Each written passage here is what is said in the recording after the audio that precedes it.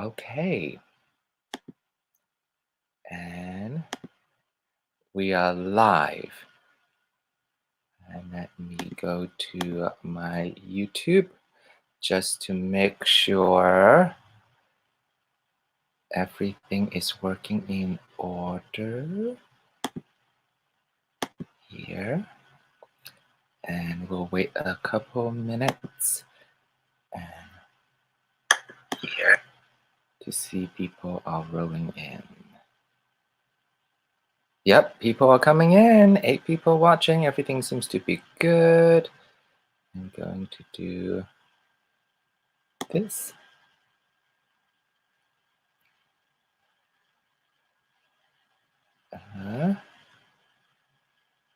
Okay. I am good right now. Okay. Hi, everyone. We have 11 people watching right now. I am beyond excited to have my guest of WAI ASKS live interview series again. Funny story. Because of all this madness, I was unmotivated to do anything on my YouTube. I don't know why, but I was on my Facebook late last night, a couple nights ago, and I saw her posting something, and I commented, and then she was like, "Aren't we supposed to do an interview thing?" And then that just kind of ignite a big fire in me. I'm like, you know what? I'm gonna do it. No time is better time. I shouldn't plan as much. Let's just be in the moment. And here we are. So without further ado, the one and only amazingly talented Benebell Wen. Here we go. Hi, Y. Hi, everyone. I'm so glad to be here. Oh my God. Okay. What should we do? I want to keep this kind of like on the lighter side, having Me too. My preference as well. How are you today? Well, we were talking a little bit earlier. I guess the correct answer is good, great, wonderful. But like I'm just like everybody else. We're all feeling kind of the collective down energy. So I'm leveled. I'm leveled. That's great. That's great. What was your morning like this morning? Well, I woke up. I did an interview with Joey yesterday, so I was working on some of the. I was editing a video. I was writing. It was a pretty busy morning, so I've been doing a lot of work before we got to this moment. Are you a morning person or night person? Morning person. I'm a very morning person. I'm usually up around 5 a.m. even without an alarm clock, even without a schedule. If I don't have to go to work, even on a Saturday, I still wake up at 5 a.m. I'm gonna have no friends after this. Complete opposite. I didn't even go to bed until like 4 last night. Crazy. So you're like my husband. My husband's a night owl too. How does that work then? It actually works perfect because the thing is, when he's up, I'm a little bit less productive. I'm worried about him. I want to make sure he's fed. Like I care about him.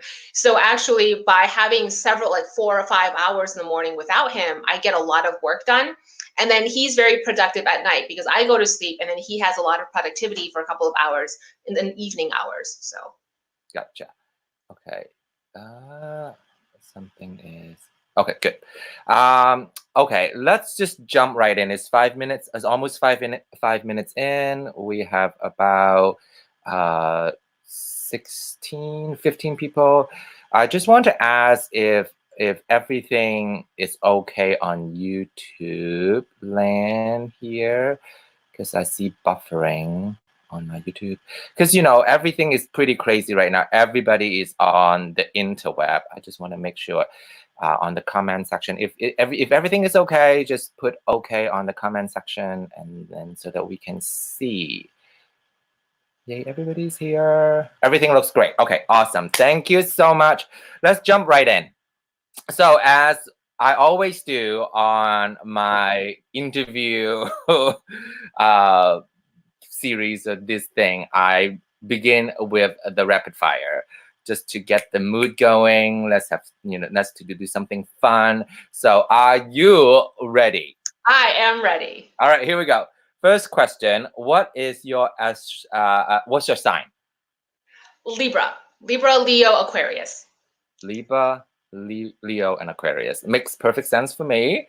Number 2, what is your Chinese horoscope animal? Rooster. Rooster. Okay. Number 3, which animal best describe you or connect you the most? Owl or fox. I don't know. A mixture. If an owl and a fox had a baby, that would be me. I see the owl. I see the owl. Fox. We'll dig deeper into that after this. And then number 4, what is your favorite color? Blue, black, mixed blue. Blue. Same. Your favorite food? Oh my God, this is really hard. So I can't, this is not rapid fire. I love all foods, but if you mean favorite food as in I have to have it for the rest of my life, this is very boring. Like kale, a bowl of vegetables. I'm gonna have no friends. Everyone's gonna hate me. But yeah, a bowl of vegetables. You heard it first here. Kale. Kale, I do. If I had to eat it for the rest of my life, yes, kale. No, oh my God, kale for the rest of your life?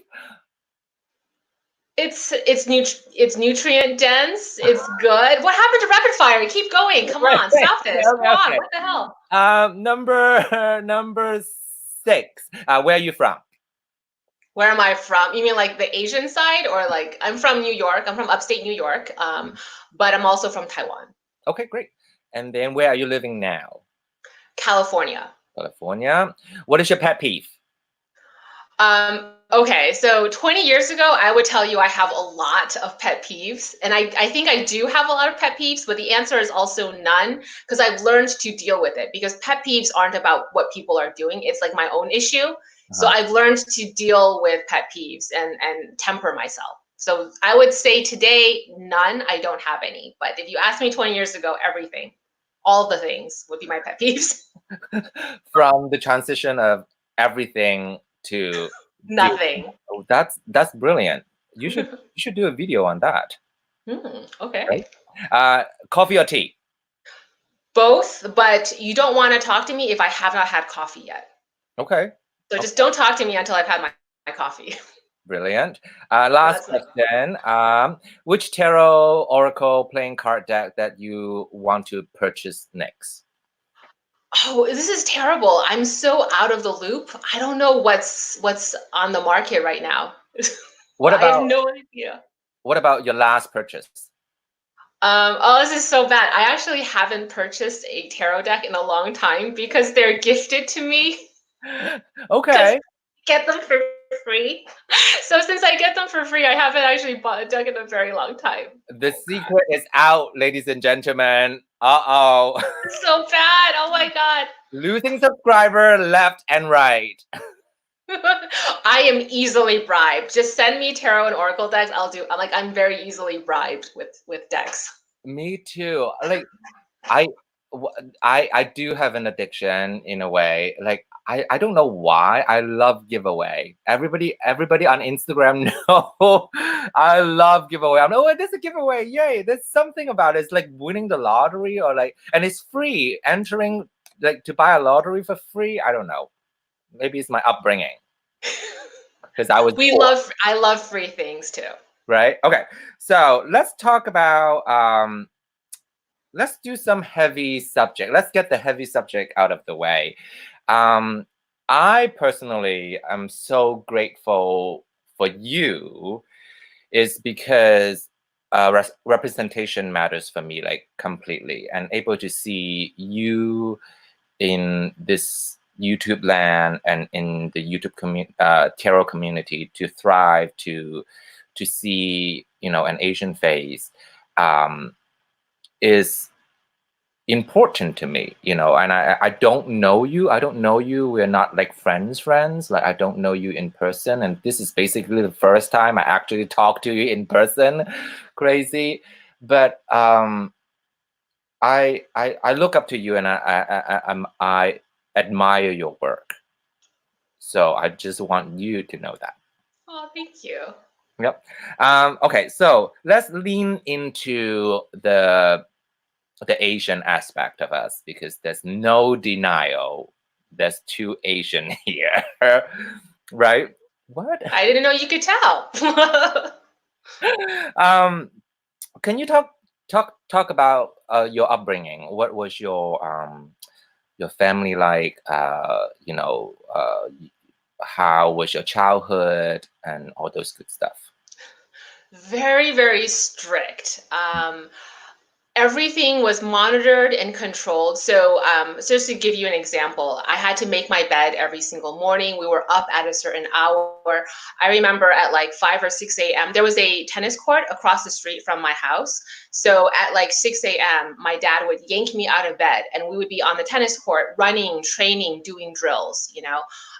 Breakfast, lunch, and dinner were at exact hours to the minute. The way we sat, my dad controlled the way we sat, the way we spoke, the way we dressed. We had a dress code for when we went out. We had a dress code for when I was even in the house. When it was just family, there were certain types of clothes, like, you know, pajamas. I couldn't be running around the first floor in pajamas. My dad would want me to be dressed. Mm-hmm. So it was extremely strict in terms of my upbringing. Were they, well, I would say, I don't know the term is right. You look tiger parents. Tiger parents. Right? Like very strict. Did you have any struggle with that? Or was that like kind of ingrained in you that like this is the norm, this is how Asian people should behave, this is the right way to do things? Up until sixth grade, I didn't know better, right? So I did think it was kind of normal, or, you know, this is the norm. And then, of course, you hit puberty and you really get friends and you realize, wow, this is completely not the norm at all. This is not even norm among Asians. Even among my Asian American friends, they would have quote unquote tiger parents and be very strict, but not to the extent my parents were. So there was a lot of struggle in my teenage years, trying to kind of like rebel against my parents, trying to resist the way that I was brought up. But I think today, if you ask me now, I'm very grateful for the way I was raised, because that made me who I am today, good and bad. Mm-hmm.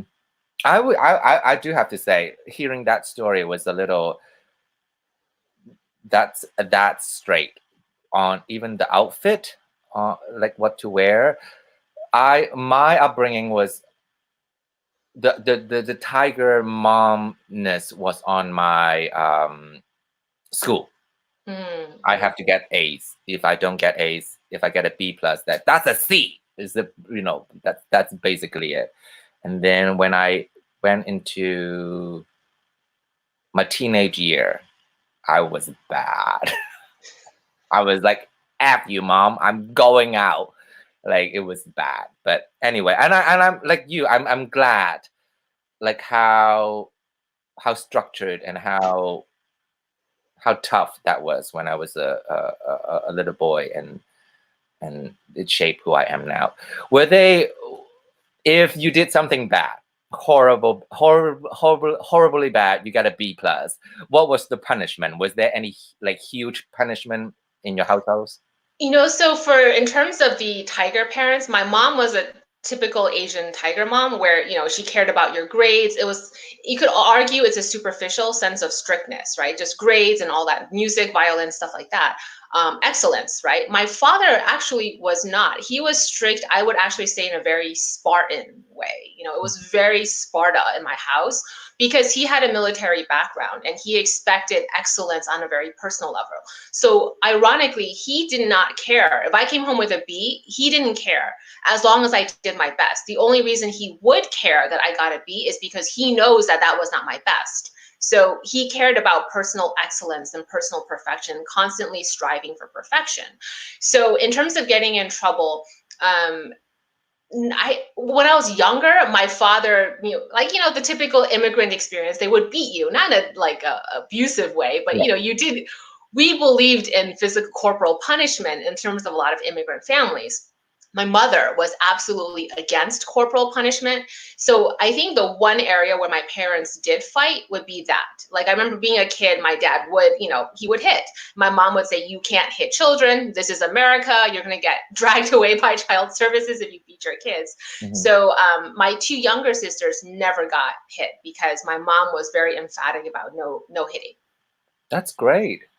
That's great. Me, on the other hand, because I'm from Hong Kong, I got plenty of beating. Plenty. Yeah, and then you can't tell that to like Americans because they're like, "What?" And you're just like, it's hard to explain. But yeah, there are cultures that do still believe in corporal punishment, unfortunately. Yeah, I mean, they won't beat me like if I'm doing good. It's just like Right. if I'm like bad, like if I break something, if I punch a hole in the wall, like any of those, then I'll get punishment for real. My can I give you an example of Yeah. when I did get beat? Okay, so I was 5 or 6 years old. I didn't want to play piano anymore because my parents would force me to play like an hour of piano every day. So I took all my piano books, and if anyone knows, piano books are actually extremely expensive, right? I took my piano books, I took it to my dad's home office, and I put them through the shredder. Oh. And then after I put them through the shredder, I hid the evidence. And then when my parents asked me where the books were, I lied and said I had no idea. So I shredded my books, hid the evidence, and then lied about it. So I got beat. You were clever about it, though. I got beat. My ass got beat for that one. You were clever about hiding the evidence. You're like, I don't know. Somebody stole it. Don't know. Yeah. Instead of like, you know what? I don't want to practice. And it's like, what? It disappeared. What happened? It disappeared. I don't know. Ghosts. Okay, cool. On overachieving, do you think you are right now in your lifetime that you are an overachiever?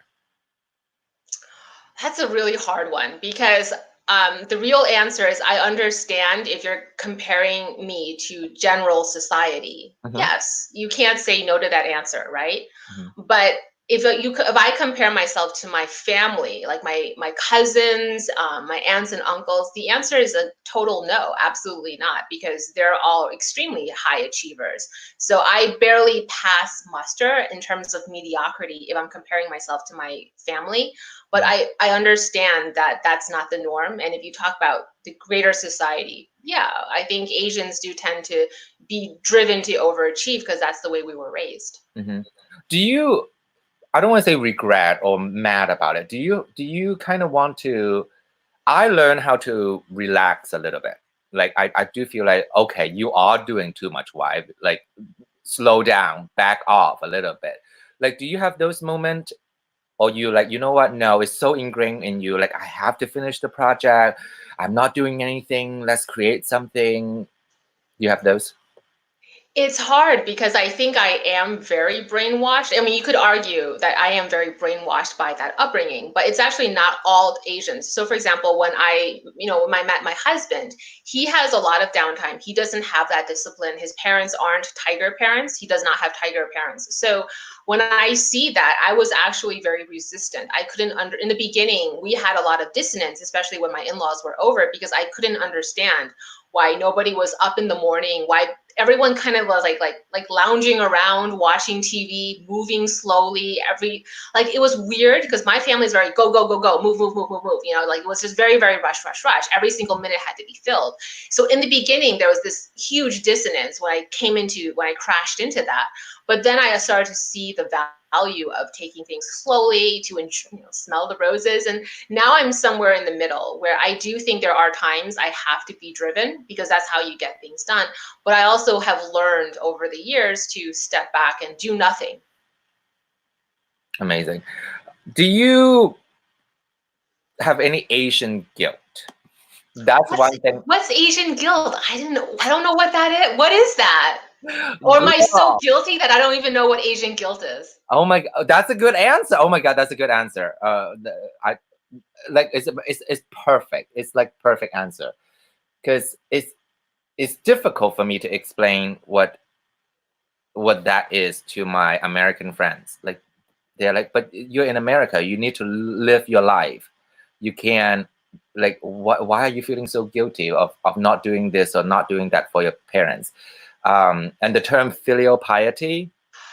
Oh, that's Asian. Okay. Like Yeah. ingrained Then in, if I don't, well, part of the Asian excellency is kind of that too. Like if I don't try my best, I feel guilty about it or whatever. But my Asian guilt for me lean very much into my parents' filial piety. Have I done enough for my mom and dad? They have done everything for me. When I was growing up, I have to take care of them. This is what the society is. Generation, while it kind of conflict with the American dream, like, no, go out, leave your nest and be free, and so that's my struggle, most of it.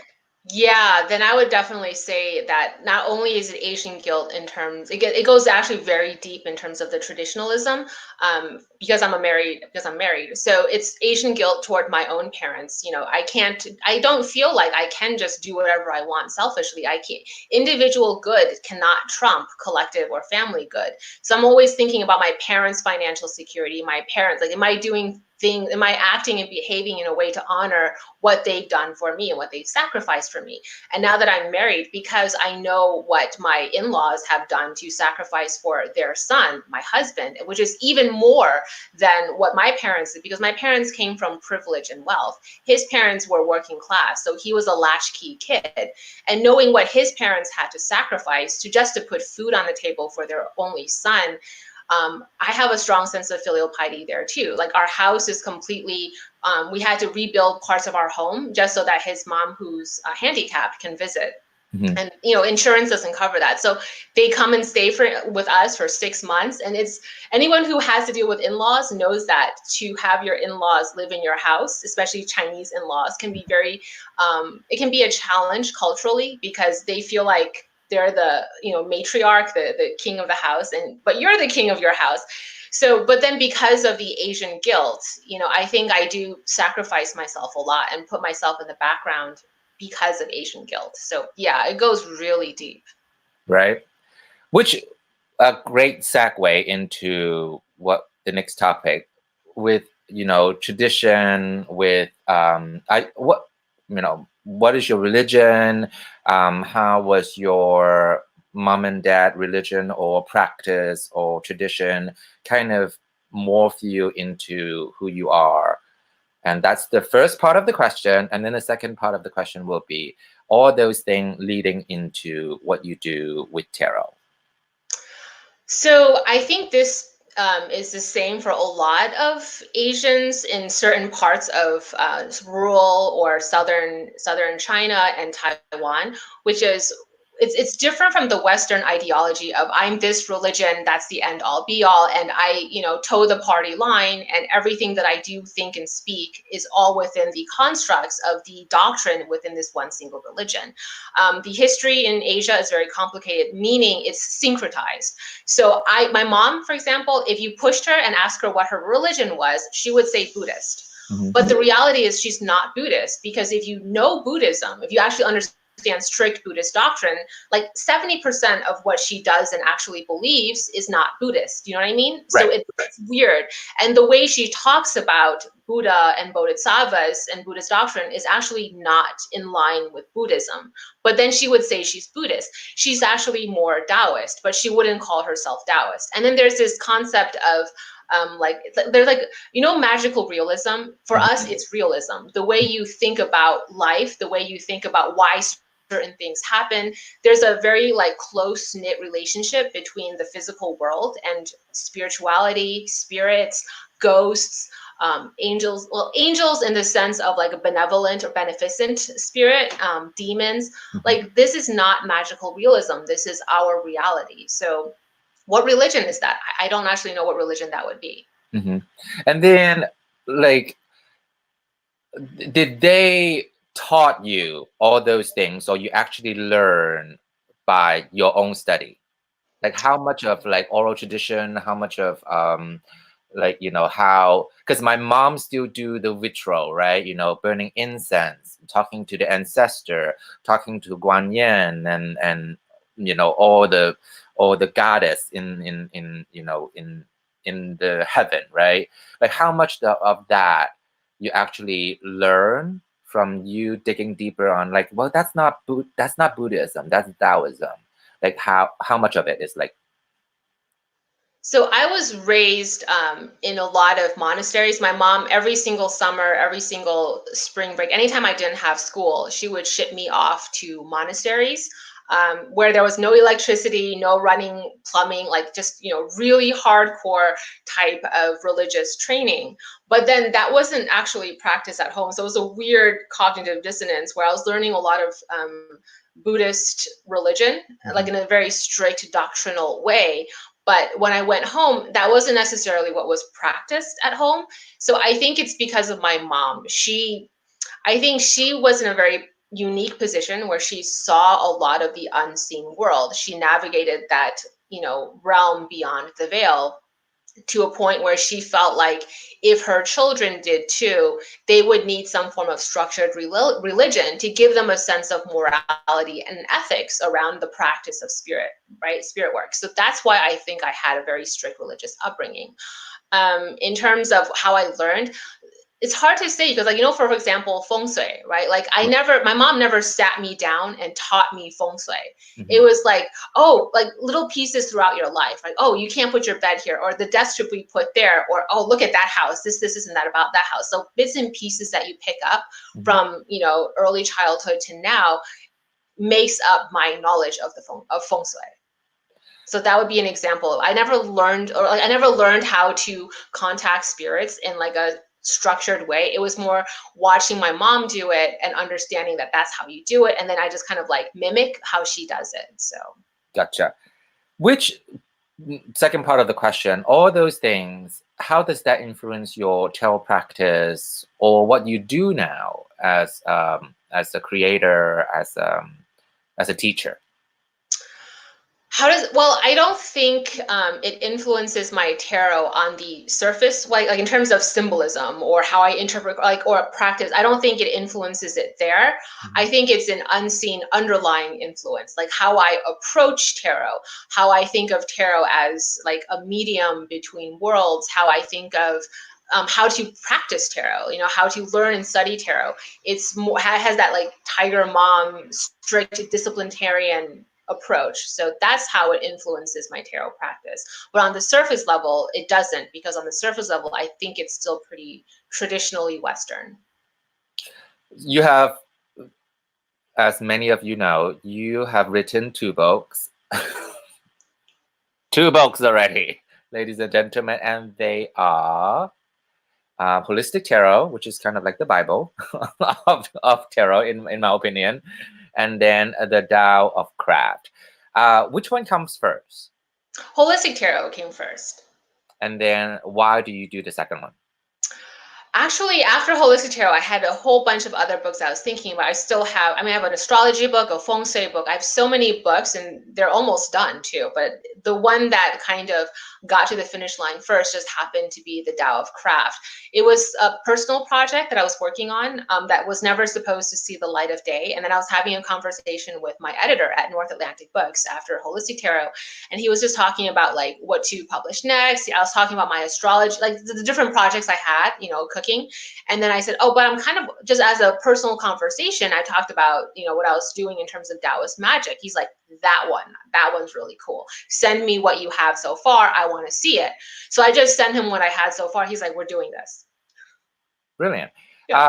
Why do you want to write a book from the, like, I'm an author, like, what happened?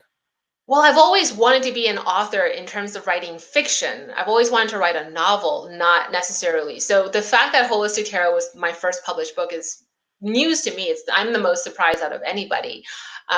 Where that came from was it was right out of law school, and I had just written and published a lot of legal research. So I was writing and publishing legal research on feminist jurisprudence, constitutional law, intellectual property law in peer-reviewed law journals. So I think when people see the way Holistic Tarot is structured, if you understand the background, it makes a lot more sense. So I just came out of academic legal research, right? And then I decided to just copy and paste that structural approach into writing a tarot book. And then that's how Holistic Tarot came about. How long did it take? Well, Holistic Tarot was based on like I think 4 or 5 journals that I had kept over the decades. So I never know how to answer that question because technically you could say 25 years, right? Mhm. But then you could also say 2 years because once I had all that journal and the knowledge, putting it together and then putting it into a book took about 1 to 2 years. For all those journals that you have kept, or I'm sure you're still writing journals, I'm sure, right? Yeah, yeah. Like, how much of it is personal thought? How much of it is actually learning, or is like all knowledge? You just dive right into it. Both, so I have a lot of, when I say journals, a lot of it are actually binders. So I have volumes and volumes of binders in terms of astrology, Eastern astrology versus Western astrology. So I do a lot of that, but I also like in terms of grimoires, like I also write a lot of my personal experiences that I never share with anybody else. I always put that in my notebooks because I never know, like I just don't know. Like I think documentation is really important. That might be my legal training, but I think documentation is instrumental to everything that you could possibly want to do. The worst case scenario, if you write something down, is that you never, like, is that it's useless. The best case scenario is that it saves your life. So why wouldn't you write it down?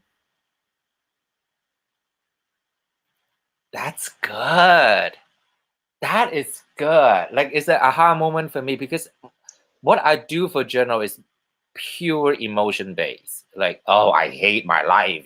Why does this happen to me? Today's a good day. And then, oh, I will learn, it's cool. I learned this and that. But I never structurally put in, like, this is what I learned and I'll make it pretty or whatever. But that's a good way to think it. Like, it's good to keep it.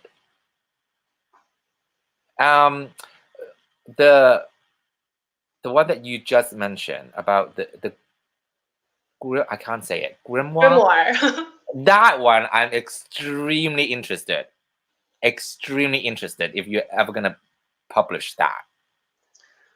I have no idea. And then when I say grimoire, I also mean many different things. Like I have one grimoire, which is, I think it's like a recipe book. Mhm. That's the best way to explain it. Once you've got a tried and true recipe, like you've done something multiple times, you feel very confident. This is accurate. This works. Then you memorialize it in a book. And I try to do. I'm very formal about that. Like I really try to think about the aesthetics of that, even if no one ever sees it. But then I also have grimoires where it's me actually documenting what I perceive. So, for example, it's just like what you were saying, a diary. Like today was a great day, today was a terrible day. Except instead of just that, I go beyond that. I sense this energy. This is what I felt. This is what I experienced. This is what I think it was. You know what I mean? And so I write all of that down, and then I find that to be the most useful in terms of progressing my spiritual development and also my, you could call it psychic abilities, because you can go back and watch yourself progress over the years and also reflect. So for example, you see or felt something that you didn't pay attention to at the time. Later in time, you go back, reflect, and you realize, oh, that was something, or you can see how it was an omen or a prophecy. And that has really helped me advance as well.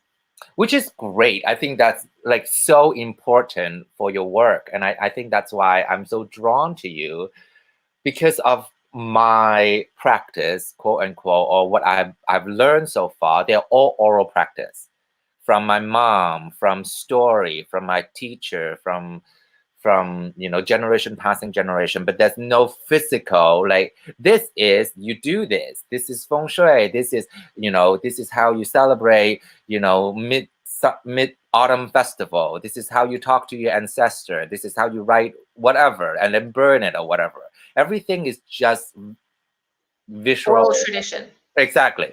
Which I'm like, I'm I would love to have a book, or I would love to have some kind of physical thing that can pass on. Like, this is what I've done.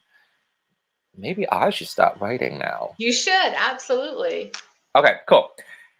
Which leads to creating that tarot deck.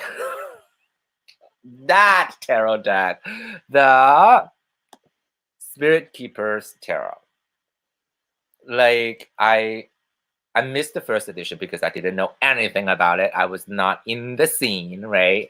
And then I saw the second edition, and I'm like, I gotta have it because I want to learn about it.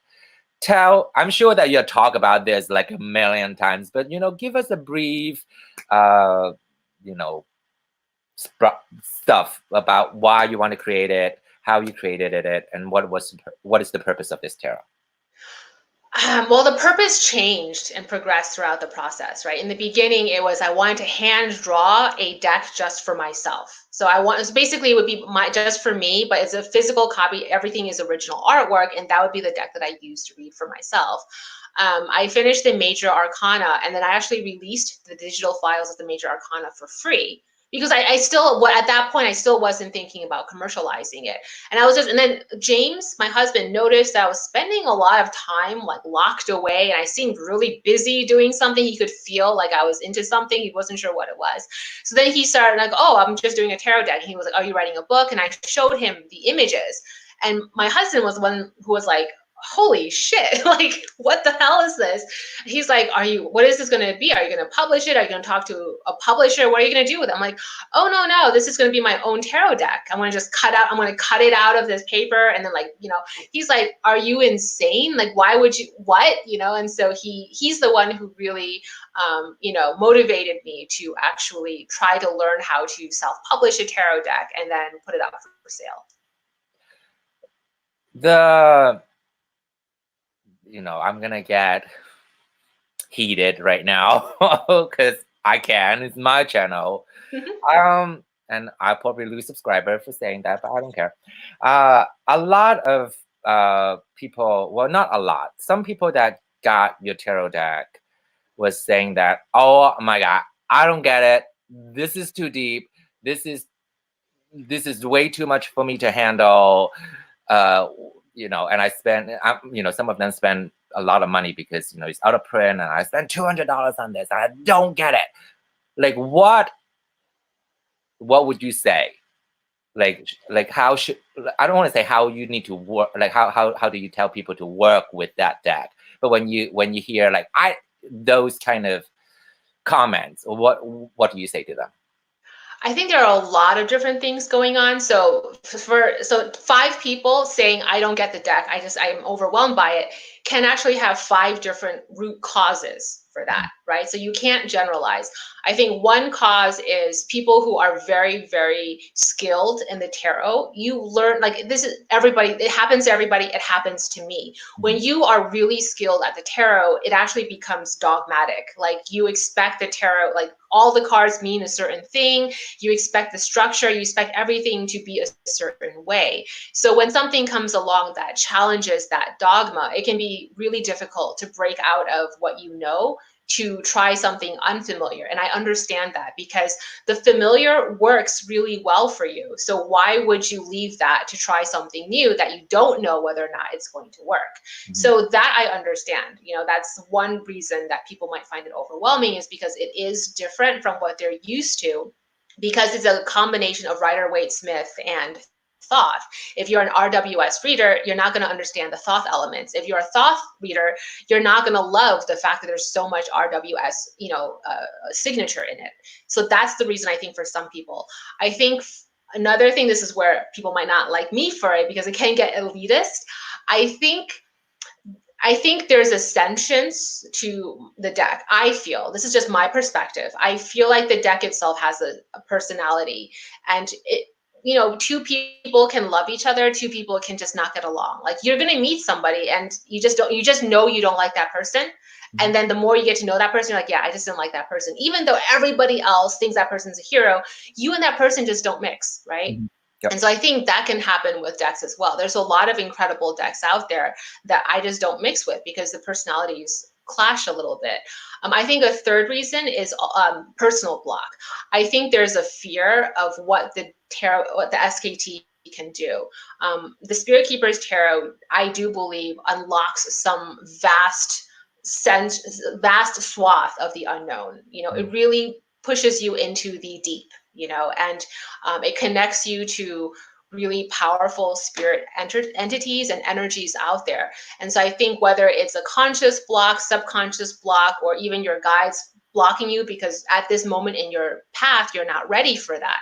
I believe that's a thing too. Your own guides can sometimes say, you know what, why right now in this moment you're not ready for that, so I'm blocking you from being able to use this deck for those purposes. But if you keep the deck nearby and maybe 7 years from now you return to the deck and then your guides are like, you know what, you're ready, you're going to be safe when you walk into this terrain, that's when everything opens up for you and you're like, holy crap, I can see the cards, I can understand it, things begin to happen. So I think you want to be patient as well. Some people are not ready for what the deck will expose you to, and I don't think you should force it either. So if it doesn't work for you, it's okay. That's beautiful. That's poet. I mean, that's beautiful. Just the idea of like your guide, you right, is saying that, you know what, you're not ready. Like you're not ready. So which is great, because I do feel sometimes I'm like I work with your deck and sometimes like I get it. Oh, this is great, you know, it's the perfect reading. This is beautiful. I see the images, this is amazing. And then one day I'm like, I don't like, it's just too much work for me. This is too much work. Okay, I'm just gonna grab a regular deck because I just want the colorful pictures and then just call it a day, which is completely valid. Great answer. I'm so glad we're doing this. Okay, moving on. Tarot, which leads to Tarot 2. Why you want to put yourself out there in this atmosphere for people to love and to hate? I ask myself that question every day. I don't know. Like, I mean, that's a really legitimate question because a lot of times I do end up, I don't even, why am I doing this? And I don't have an answer to that question, especially when I feel like you don't like you don't really get the reward that matches the amount of work that goes into it, you know? And there's actually more harm. Like there's more backlash and there's more harm to it. There's more reasons not to do tarot YouTube than there are reasons to do tarot YouTube. So I think, you know, I don't know how to answer that question. I think part of it is probably wanting to connect to other people, like wanting to connect to other people through the tarot. And I see that there is a community on YouTube. So I'm hoping for that, right? But I think another part of it, I don't know. I think it's something that there's impulses. We all have impulses. And a lot of us content creators have an impulse and you follow the impulse, but then you can't really explain why you're doing what you're doing. Was there like, if I put it in my world, the one thing that I want my channel is just put a smile on people's face. You know, I'm not teaching anything because I feel like I don't want to. What was the main goal of your YouTube? I wanted to put serious educational content out there. So if you were a really dedicated tarot student, like you said, I want to master the tarot, not just, for fun, floozy tarot. I want to master this thing. But I don't have the money, I don't have the resources or the finances to, take $100 courses, receive certifications, or even, even my book, even if holistic tarot is a little bit out of your budget, how do you find resources that will uplift your study goals that's on the internet for free? And I was hoping that my YouTube channel could be a resource. Which I think, for me, absolutely. Like some of, not gonna lie, let's keep it real. Some of the content I'm like, I have no idea what you are talking about. Oh no.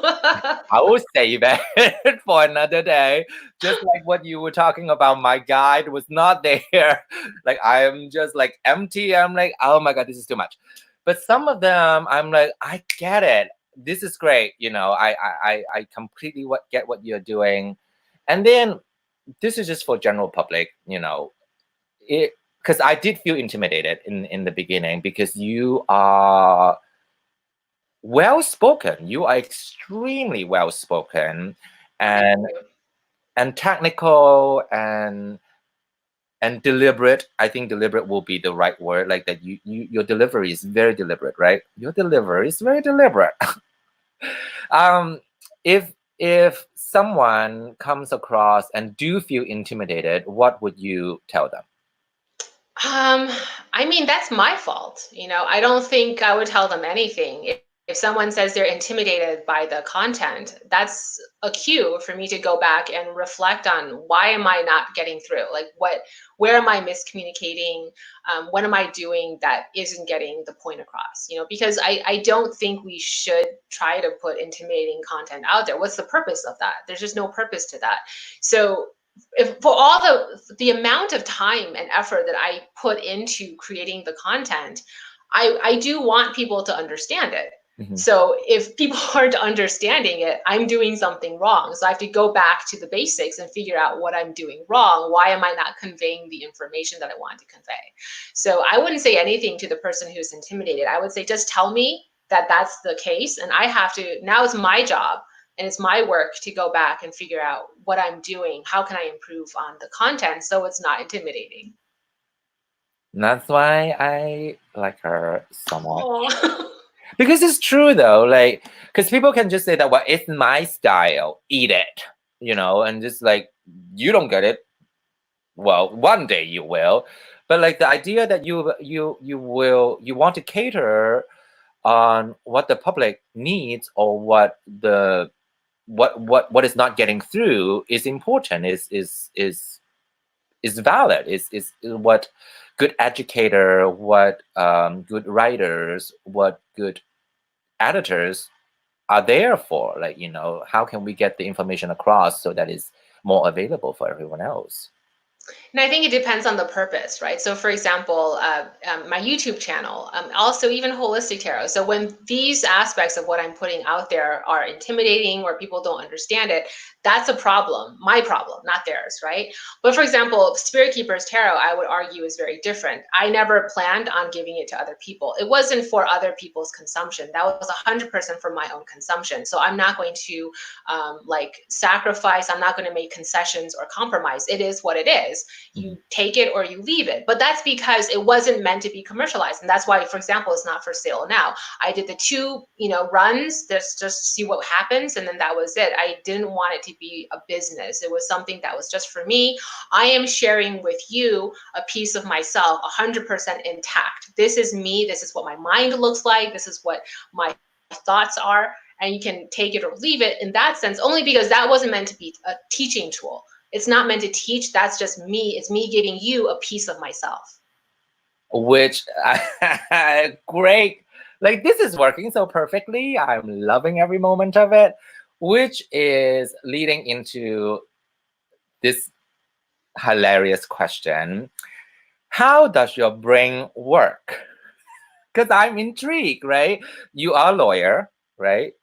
And the way that you present yourself is, for me, from my personal point of view, seeing you is structural, is fact-based, a lot of research, you plan ahead, kind of completely opposite from what this is. It's just like woo-woo and wow and like, let's have fun, let's improv, right? So tell us a little bit about how your brain works. I don't think I know how my brain works. I think it's a Or, combination. or maybe talk us through like what your thinking process usually is. I question, like, so for example, one thing is, so I feel an energy, right? Like I walk into a room and I feel like there's a spirit presence, but I can't, like, with any sort of scientific, uh, method, validate or verify that what I feel is true or anything, right? So then what my brain does is, why do I feel this way? What could that be? So for some reason, my first thing is, well, what do all the different continents and all the great civilizations of Earth have thought about this idea of this spirit perception? So then I like to do research to really understand the history of what people from different places and times thought about this. How did people from different spaces and times deal with this type of a perception and this type of a feeling? And so that's where I come from. And then, like, I like to compare, well, how do I reconcile all of these different perspectives with what I'm actually feeling, like basically the subjective versus the objective comparative analysis. And that in that little way, I like to do that for everything, even cooking. So for example, if I'm about to make dumplings, dumplings is actually, there's many different recipes, and it's all about where you come from, what you had, what the resources you had. So I like to research all of the different forms of dumplings, and then beyond that, not just Chinese, but pierogies, ravioli, like how other cultures work with a filling with like a dough thing outside that you saute. Like, so that's just the way my brain works. I want to know how people from many different diverse backgrounds and different spaces and times approach this one thing that I now want to approach, learn all of that, and then figure out what pieces I want to use from everything to now approach making dumplings or approach my perception of spirit. Complete opposite. Complete opposite. Even on cooking. That's why I cannot bake anything. I cannot bake anything because you have to do like this amount of sugar, this amount of baking soda. This I'm like, oh, this looks good, that looks good, and then it turns out like poo. Can I actually refute you on that one? Sure. So I disagree. When it comes to baking, everyone says it's an exact science, but at this point, I do not. I've never measured anything. However, I know how baking soda works. I know how baking powder works. I know the difference between white sugar, brown sugar, the different types of flours. So understanding the science of it, and then also the different baking temperatures and baking times, I know the elements and what they do so well that when I'm looking at my batter, I already know what's going to happen to the batter because I know how different ingredients work. I know how the heat and all of the time works. So you don't have to have, it's an exact science because all of that matters, but it's not an exact science because as long as you know the basics, if you know how the elements, ingredients work, you don't have to measure anything because you already understand the science on an intuitive level. You're too much. I like kale. What can I say? Of course I'm too much. Get out of here. Get out of here. But yeah, which is, thank you for correcting me, which is true because it when you know what the purpose of each ingredient is, kind of like making any dish, right? You know this amount of salt will have that effect, which is completely true. But I feel like cooking, like cooking, not baking, has a little bit more leeway on the process of it. Like, if I taste it, oh, it's a little bit sour, I can add a little bit more sugar. But when it's baking, when it's in the oven, like the turning back or correcting it is a little bit more tricky than cooking. I think that would actually be a great metaphor for witchcraft versus ceremonial magic or forms of alchemy. Take the stage. No, that was it. That's it. I just feel like that's, when you talk about cooking, it is kind of a fly by the seat of your pants, taste test and see what works. And, but then I think with alchemy, it is an exact science, but it doesn't mean you have to do it by the books, literally. It is by the books, but it's also, as long as you understand the elements in a very sort of structured way, alchemy can also be intuitive. Beautiful.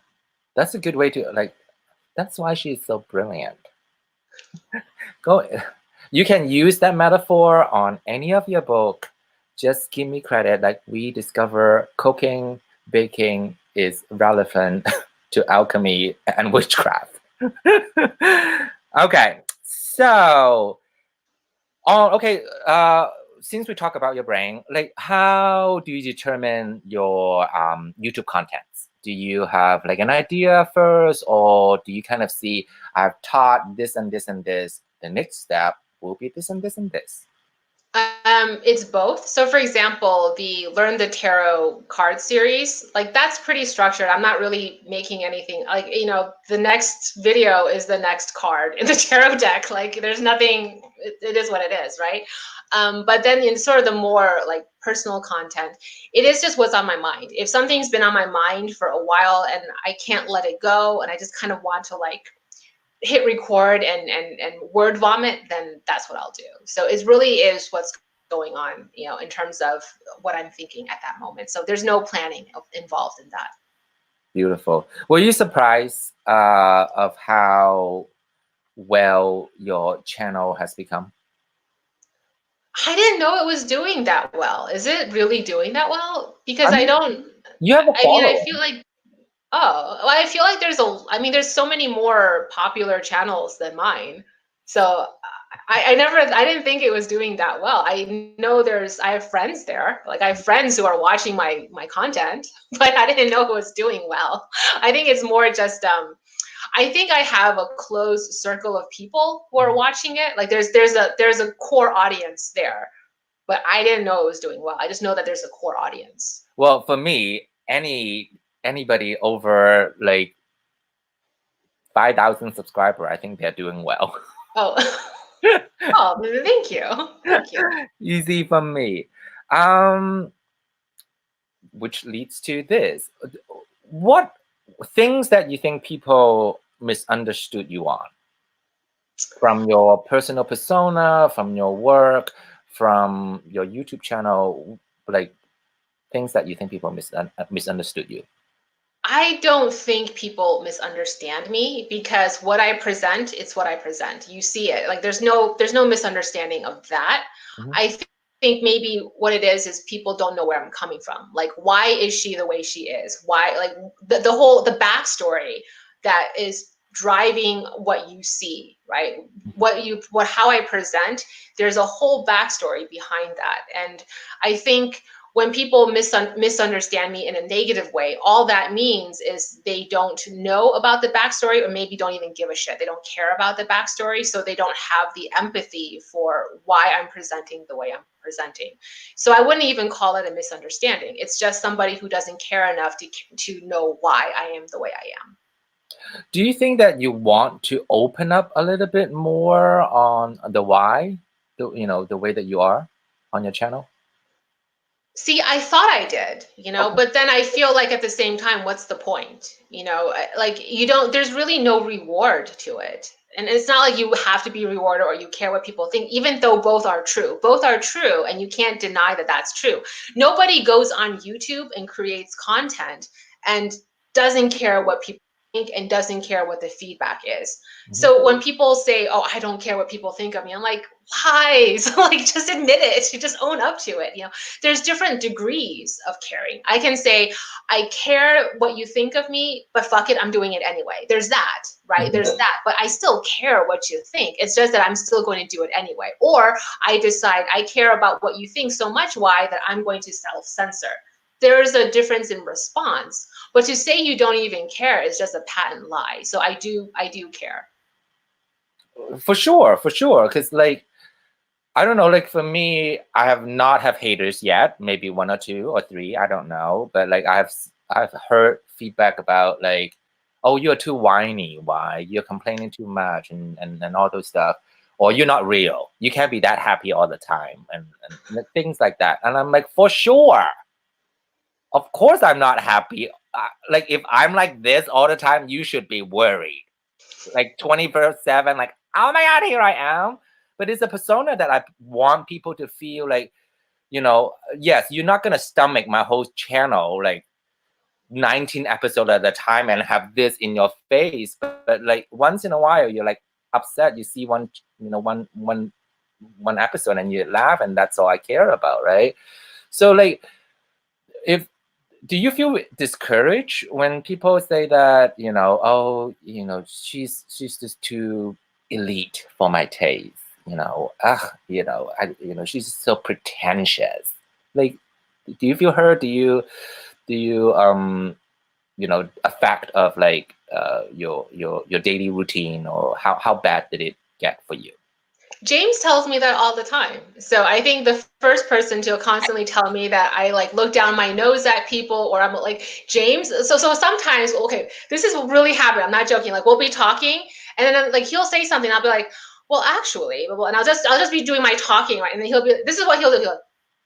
Like he'll do that to me, and he'll be like, you're looking down your nose at me. You're looking. So like I have that in my life all of the time, right? And so he kind of brings me down to to learn to not get into that little mode. So I don't know what to say to, like, yeah, it hurts when people say that, because I never want to come across as intentionally being elitist or intentionally being snooty. But I do know that I can come across that way. And that's something I need to figure out on my own. You know, like, why am I that way? How do I work through that? Like, James has told me all of it since we were dating. Like, in fact, when we were dating, a lot of the arguments that we had was he felt like I looked down on him, or that I looked down on his family. And then I would feel, well, that's not true at all. But the thing is, he's not getting that from thin air. There's no way he thinks that because of nothing. There's a reason he feels that way. So I have to think about what I'm doing, how I'm projecting that's causing him to feel that way. And now it's beyond my husband. Now it's, you know, the audience. And so I have to think about, what am I doing that's causing the audience to think that? Great, great, great. Two big question. Do you have, which one should we do first? Let's do the biggest fear. What is your biggest fear? Oh, my biggest fear. I have a lot of fears, you know, so like I have so many fears, like I have micro fears. And so I don't know what the biggest one is, but I think it would be losing my parents. Which is weird because everybody loses, like, you know what I mean? It's this thing where, like, you're going to, is everyone will, but at the same time, that's my biggest fear. Wow. You are very close to them. Yeah. Great. What is your biggest flaw? Well, what is my biggest flaw?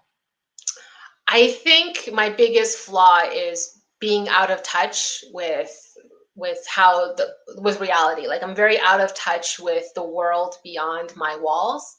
And so I think that's actually why there's so much miscommunication, or why people misinterpret or misunderstand me. I grew up very sheltered.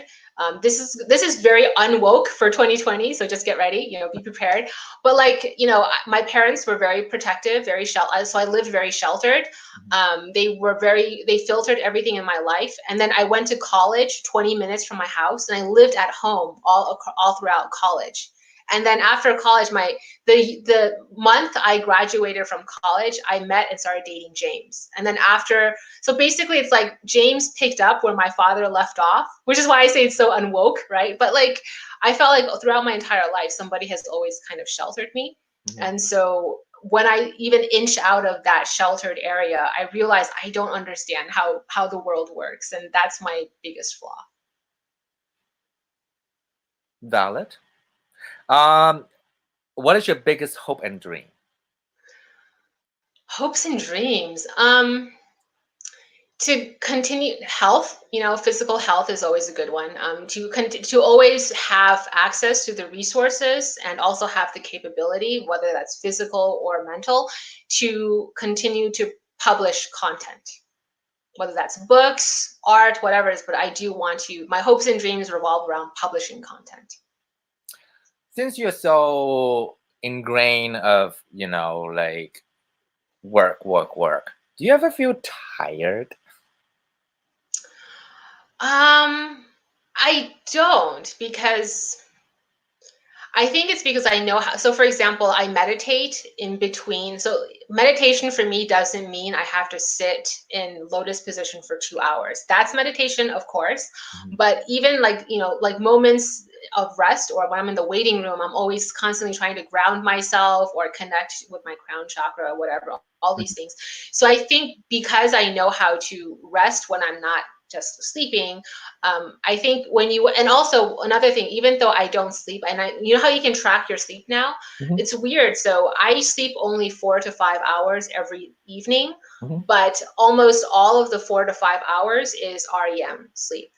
So I think I only have 3 minutes at the beginning, 3 minutes at the end of non-REM sleep. And so I drift into REM very quickly. And so I think that gives you a sense of how I am. When I'm resting, my mind is comatose, like I just, you know, and so I can restore my body. And then when I'm on, I'm moving, I'm on. So no, I don't feel tired. Which I want to know your secret, like, how do you get, is it because of your daily practice of meditation, years of learning, that you're able to turn your brain off so efficiently? Yeah, I mean, I remember being in, I think, second, third, like elementary school. Like I remember I was in elementary school when my parents took me to monasteries, and I was learning to meditate, where, you know, the nuns would police you and they would hit you if you slouched. I mean, they would hit you when you weren't meditating. So I had that. Even the way I learned piano and violin, I learned piano and violin from Chinese teachers, and the Chinese teaching approach is very different from the Western one.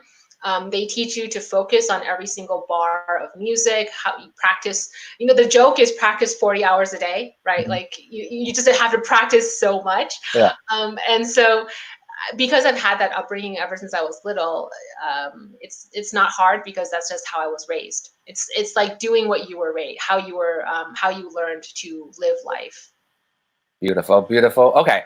So I apologize to everyone that I am not looking at the comment because I want to focus on, the interview. And the funny thing about this right now, I don't know why my StreamYard are not popping up the comments. So I have to switch back and forth from YouTube and my StreamYard. I see 34 people are here. All my friends are there. Shout out to everyone. The next section of the interview, we're going to talk about tarot.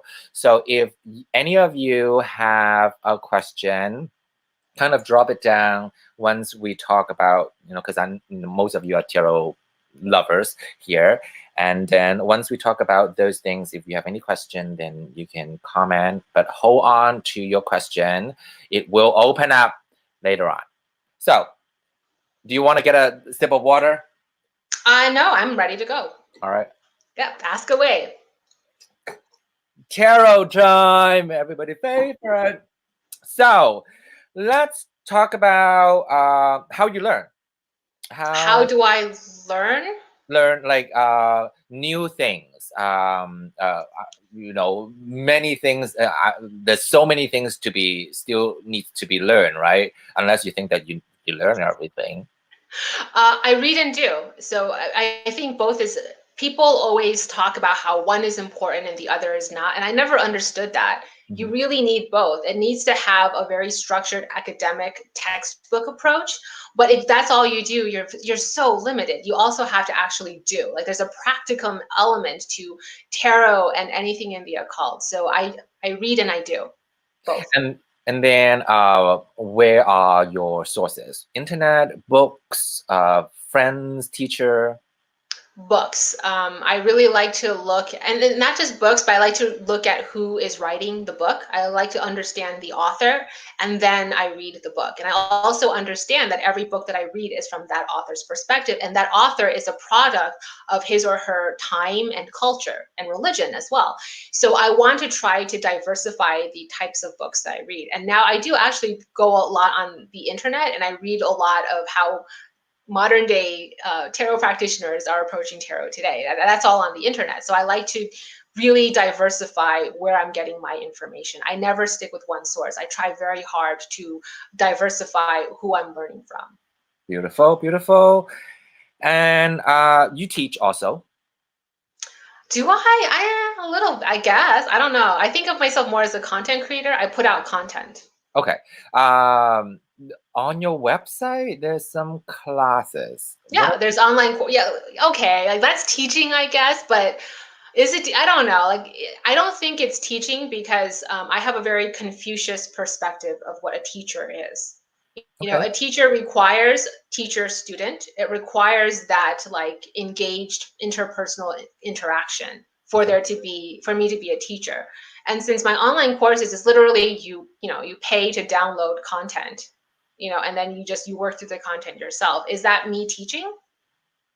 Well, true. I mean, it's part of sharing rather than teaching. Very true. Very true. Yeah, yeah. Cool. Uh, and then your creating process in a way, like we talked about it a little bit. So you kind of, whatever you absorb, you filter, and then you give it out. But like, what are your creating process like? Uh, um, yeah, like you have an idea first, or you feel like this is what I really want to get out of of my chest, which leads to aha moment A, B, C, D, or you have a product, you have a result in mind and then backtracked it? Okay, so I would say it's like surfing without knowing how to surf. I've actually never surfed in my life, but I'm going to use the metaphor anyway, just based on what I think surfing is.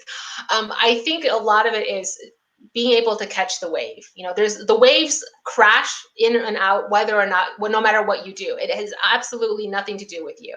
But you can choose to see, you see a wave, and you can choose to run toward it and try to, you know, try to surf, right? And then surfing itself is, you know, technique, experience, knowledge, skill, and there's that involves as to whether or not you stay on top of the wave.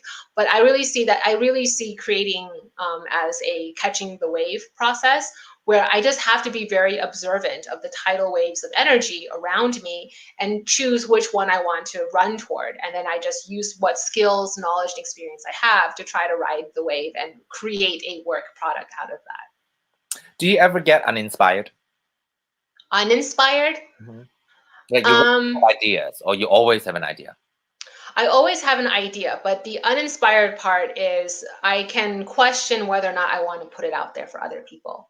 So I create a lot of things. I've never been uninspired to create, but I have been uninspired to share. Beautiful. Do you worry also, like, oh, is this legit? Is it correct? Like, do you ever worry about that?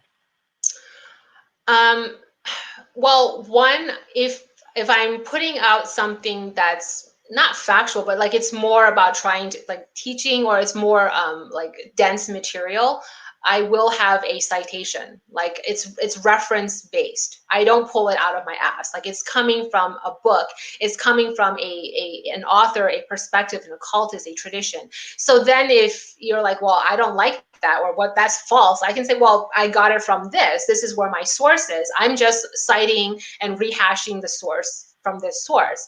So then I don't have a, you know, like I don't care if it's legitimate.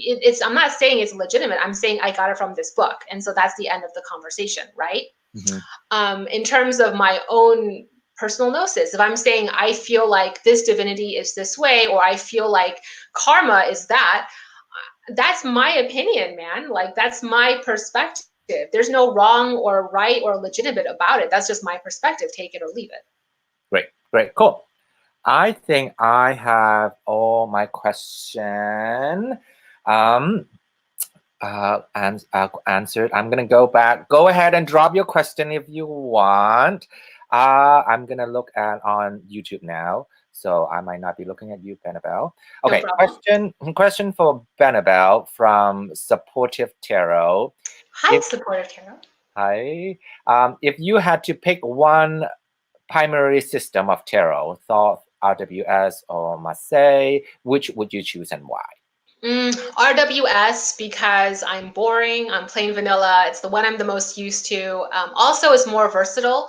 It's like choosing a language to speak, like whether or not you like it. English is a kind of universal. You can go anywhere in the world, and if you know some English, people that you're speaking to, the locals, know some broken English, right? So RWS is the same way. We can talk about why you can like it, you can hate it, but RWS is kind of a universal standard. You can go pretty much anywhere and have a conversation about the tarot using the RWS system. That's just not true for Marseille or for Thoth. Marseille, certain places like South America, Spain, there are places where Marseille is a more standardized system, but in the Western speaking world, not so much. So that's why I say RWS, just because it makes it easier for me to communicate tarot with other people. Gotcha. Okay, another question from D, Divination. Will you create a tarot app in the future? No, because I don't know how to create apps. If somebody else wants to use my tarot deck to create a tarot app, they can talk to me. I'm probably going to be perfectly fine with it. I'm probably going to be very on board with that idea. I won't be creating one because I don't know how. All right, if you are in the room and know whoever can create an app, hit us up, email her. Let's get it. Let's get it done. From Ozark Oracle, question for Benebell. Outside of tarot, what is your favorite divination system? Spirit board, pendulum. I Ching. I Okay, Ching. that one. Do you learn it as a child, or do you pick it up as an adult? Weirdly, okay, I actually never learned it. It was what my father used. So I would see my dad when my dad he wasn't an active practitioner, so it's not like he was doing it all the time. But I knew, I mean, as a kid, you know when the family's going through something or your father is facing some situation. So whenever he had an issue he had to work through, that was when my father would go into his own den. He would use the sticks, and then he would use a book of the I Ching, the book of changes in Chinese, and I would watch him go through that. So I knew, so because of that, even if I didn't know how to do an I Ching divination, I got a sense that it was really important. It was only for the big questions, right? And so when I remember when I was in third or fourth grade, when my father let me go to Barnes and Noble, and he said I could buy any book I wanted, the book I chose was the book on the I Ching. And so I actually taught myself the I Ching, but then it was always a practice in my family. And I also have cousins who are really, really big into I Ching, and they are masters at the I Ching. So I've learned to consult them about the intricacies, the traditions, and the more native practices of the I Ching. Beautiful. That's one thing that I want to learn too. I do have the book and everything, but like it's a little bit difficult to get into it. But okay. So next question from Peggy Lou Lovens. I'm bad with pronouncing name. That's my brand. Thank you very much. What is your next metaphysical book other than the current one? I don't know. Right now, I'm working on fiction. I'm working on a novel. In terms of my next metaphysical book, I have one. So the I Ching, I've always wanted to write a book, a textbook on I Ching divination, but also the history and the cultural practice of like a very like the holistic tarot academic version of the I Ching, but also have the translations of the Book of Changes that I did myself. But Confucius, was it Confucius? I hope I'm saying that correctly, but somebody very important said that you don't know the I Ching until you're 40, which is coming up, so it's very close. So that's why I never published it. So that basically 5 years. So this book was done 5-6 years ago, but I never published it because I was like, I'm going to wait and see if that's true. Is my perspective on this divinatory system going to change after the age of 40? So there's that. I have an astrology book. It's more of an encyclopedia. It's 700,000 words. It's more than 700,000 words in terms of the word count for a book all about Western astrology. It's actually not one book. It's going to be multi-volume encyclopedia on astrology that should be published sometime in the future. I just threw up a little. How can you write that many words? Oh my God. I don't know. But I bet it's because of also like your law practice probably that you keep writing and everything. But I'll be pre-ordering that book. Thank you very much, as many of you guys will be. Okay. Aquamarine 18 asks, what are your current favorite fiction books or authors? Well, recently I've been reading Lee Bardugo. Is it Lee Bardugo? Six of Crows, because I'm trying to learn more about YA. So that's the reason I'm reading. So I'm actually reading it more as a student. I'm like studying their craft. I'm studying the craft of writing YA. So Lee Bardugo, Sarah, I think her name is Sarah Morgenstern, and those are the two big ones I'm kind of learning and reading right now. And I love the two of them. I love the way they write. They're just really good. Are you a book person or a podcast or visual? Book for sure. That's why we are completely different. I'm purely visual. Okay, any other question? Question from Kimber Kiss. Do you believe you could be a star seed? And have you ever had I don't know that word. I wish my thing is working. Well, do you think that you are a star seed? No, I don't think I'm a star seed. I think I'm very human. Okay. And then the next part, I think I know how to pronounce this name, this word. Have you ever had profitable dream? Yeah, yeah, for sure.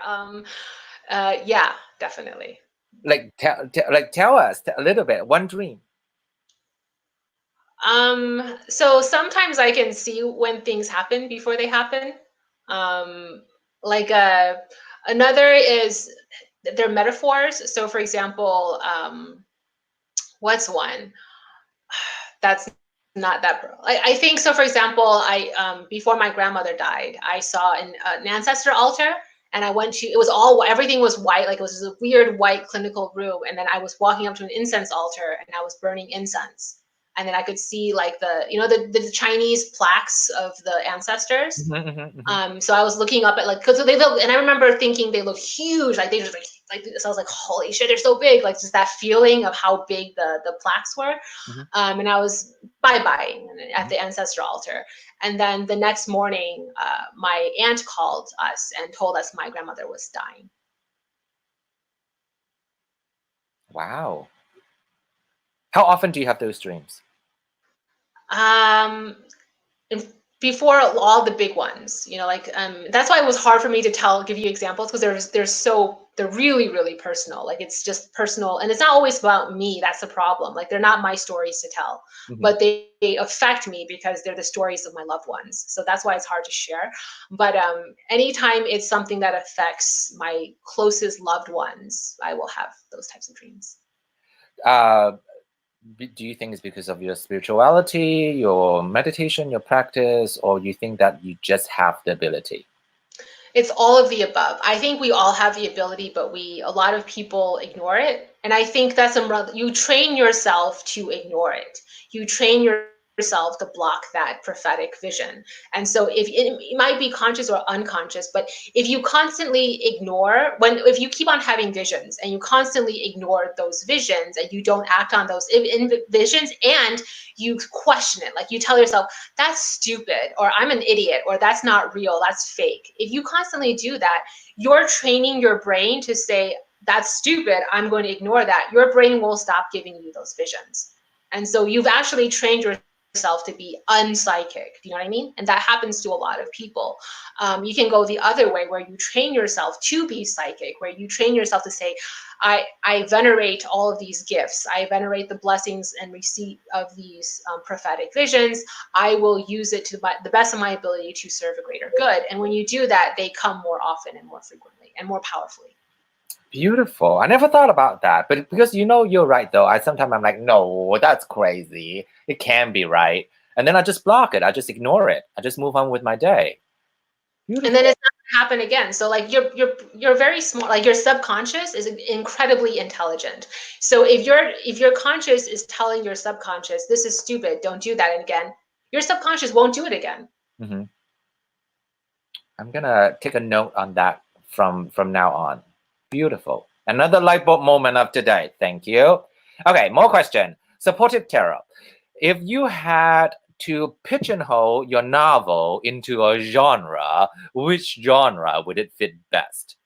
Oh, my novel that Mhm. I'm working on? I would say YA historic fantasy. Historic fantasy. That's a good one. I don't know what mine would be. Mine would be a play. Duh, I'm an actor. It will be a play for me. Okay. Um, Question from Chris, and I am bad pronouncing last name. Onaro. Hi, Benebell. Did you notice any sequences in reading for people this year with all that is going on? I think I always do. Like it's there's always weird patterns that show up. So on a very technical level, what I find really bizarre is if I'm doing batch readings, like if you are doing 20 readings over the course of a very short period of time, um, I'll do 5 readings for people who are Libra suns in a row, or all of them will have Aquarius in a very prominent position, in a very prominent dominant way in their birth charts. Or the Tower card is going to come up in the next 8 consecutive readings for 8 different people for 8 different subject matter, even though I know I really, really shuffled my cards. So those types of patterns almost always happen, and you can ask any tarot reader.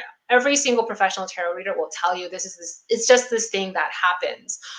In terms of this year, it depends on what the question was, because the scope of what I open myself up to receiving depends on the question. So if it's a very specific question, like they have a very specific project, or things are very particular, I'm not going to be including like more global collective energies. It's very focused on the project. Of course, the project's affected by global concerns, but I'm focused on that specific inquiry.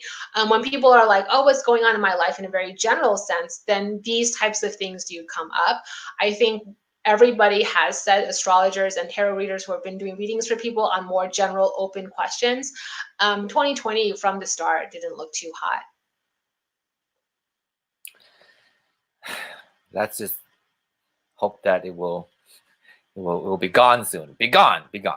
Okay, one more questions. Light of Subconscious Mind asks, do you read tarot for your husband and your family and your relatives? Yeah, all of the time. Yeah, for sure. Do they bug you on every single, like, I have a crisis, you need to read one for me, or all the time? Yes.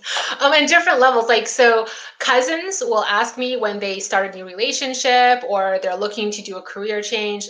Same with my husband. My husband only asks if there's something really like a big choice that he faces. And then I have like a sister who will like text me, yo, I just met this guy. Can you like pull some cards for this guy that I just met? Like, so there's different levels of seriousness. Some of it is very, very serious. Others is like, oh, what's going to happen tomorrow? Like, so yes, I absolutely read for family. Delightful. Well Song 81 asks, do you still play the piano and the violin or any other instruments?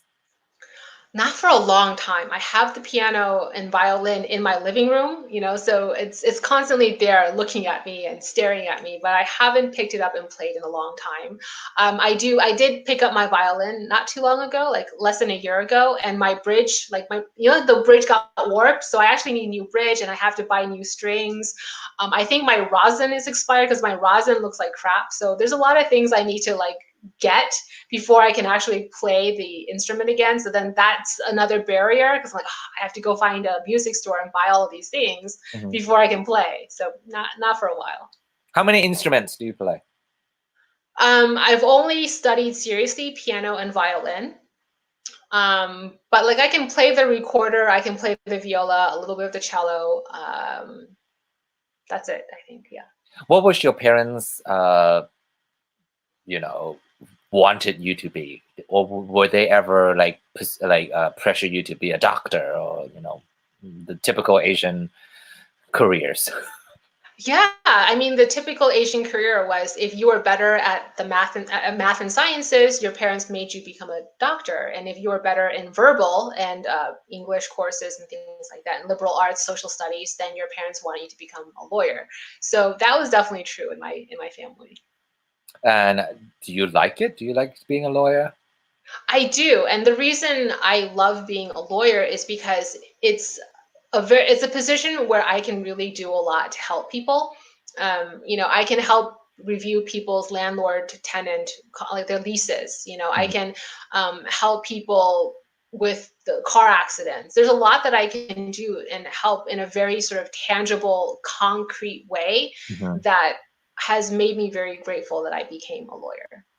Which is beautiful, because it's practical, and like you said, it's like physical, like this is what the papers look like, this is what you need to do, while the YouTube channel is all about here and how you can better yourself inside, which is beautiful. I think you're great.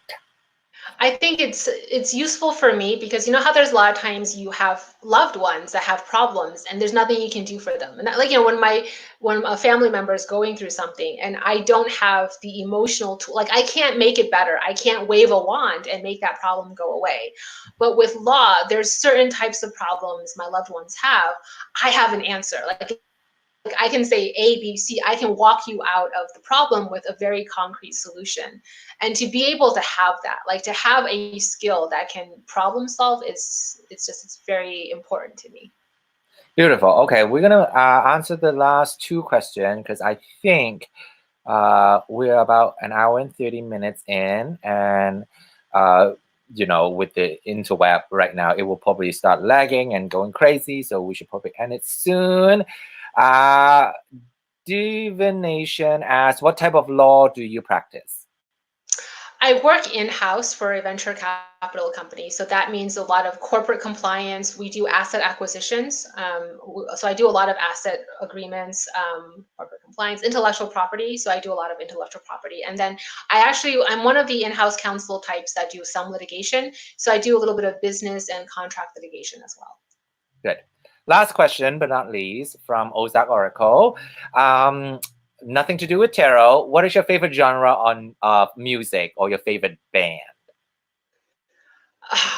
This is gonna make people think I'm stupid again. Classical. I listen to a lot of classical music. I actually like country. I really love country music as well.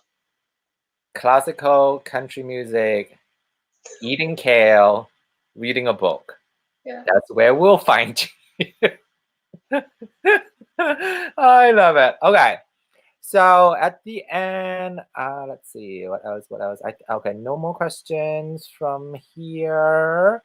I do want to because the purpose, well, not the purpose. One of the main reason I want in this interview to have fun, and I think these are the lightest side of more tap into your guilty pleasure, who you are, unseen. All right. So we'll quickly do those, and then we'll end this interview or chat or whatever. Okay. So what are your guilty pleasures?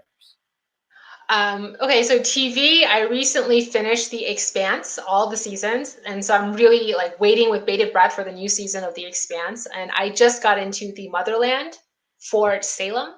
Okay, that's a good one. I want to start. That one is on my to watch list. I like it. It's a very unique premise. Nice. Favorite celebrity? Favorite celebrity? I don't know. I really don't know. Obama. Oh, beautiful. That's a good one. That's a good one. Favorite snack?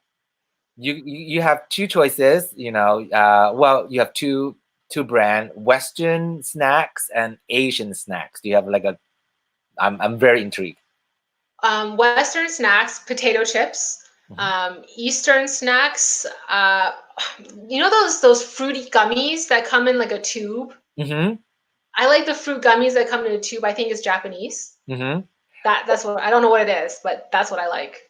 Are you more a sweet person or salty person? Sweet. Oh, both. Well, both, but I really love sweets. I have a really bad sweet tooth. Really? I have a really bad sweet tooth. I love sweets. Completely different again. Like not sweet tooth whatsoever. For me, it's all about salty. Since you know we are infamous for our skincare routine, if you have any, what's your favorite brand, secrets, and all those stuff? I don't know what the brand is. It's a Korean. It's like Hana. It starts with an H, like a ha something. Okay, she will comment But it's below. Korean.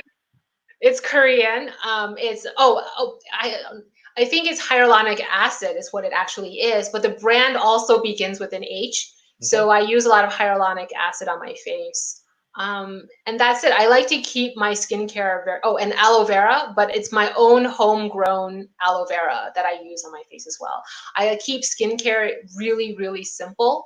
I think you want to use ingredients that are going to be okay for your face, and you don't want to. It's not that natural is better than chemical. That's not true. It's just that natural I can control. Chemical, there's too many things going on in that container that I can't control. I don't know what's going on. So natural isn't better. It's just that natural I can say this works. The process of elimination is a lot easier with natural products. Beautiful, beautiful. Who do you watch on YouTube? Everybody. Like I watch lots of different channels. Right now it's pretty mixed. I watch a lot of politics. I watch a lot of tarot YouTube as well, and I watch a lot of booktube and authortube. So what I like to do is, the long 40-minute videos. I'll play it while I'm on the tread machine, while I'm working out, while I'm cooking or cleaning. So I watch everything really. Let's play a little fun game. Never have I ever. Are you up for that game? Sure. And I'll play along too. And everyone can play along if you want to play that game. Never have I ever. And if you have, then you just put a little hand raising emoji or a check mark or whatever. Play along if you want to, so that we get to know each other. I think the chat room should too. I think people in the chat room should send an emoji as well. I think we should. So make sure that you have your your emoji ready so that you don't have to search for it. Find the one that kind of look like this. And when everybody's ready, we'll play. I'm having so much fun. Okay, here we go. Everybody's ready? Never have I ever shoplifted. I have when I was little, but I had to return it. I stole a bag of M&Ms, plain M&Ms, the one in the brown package, right? My mom found out and I had to return it. I remember that. It was at Giant. I don't know if people from the upstate New York, if you remember a grocery store called Giant, but that was where I stole it from. I have stole many things when I was okay. many things. I've stole money from people. I was a bad kid. Like whatever I can get, I'll just steal it. Horrible person. Let's see who else. How many? Oh my God! If you watch this back, everyone is like raising their hands right now. You guys are terrible. We're all bad people. Oh my gosh, all of us are bad. I love it. Okay, second question. Never have I ever cheated on an exam. I've never cheated. I've helped people cheat. So did I put up a hand? What does that count? Nope, you didn't count. You didn't cheat. But I helped people cheat. What do you mean you help people cheat? Like you're like, this is the answer, like that? So like you know how you put your answer, your test paper and over to the side so the person sitting next to you can read the answers off your thing. Yep. And they can, so I've helped people cheat. Nope, doesn't count. You haven't. Oh, okay, then no, I have not. I've never cheated. I was the one that looking at your answer. Constantly. I'm like, I don't know, what is the answer? Horrible. I'm basically a street smart person. Like I find my ways. I'm like, oh, I'll give you a candy if you let me. I'm the opposite. I'm so not street smart. I'm completely not street smart.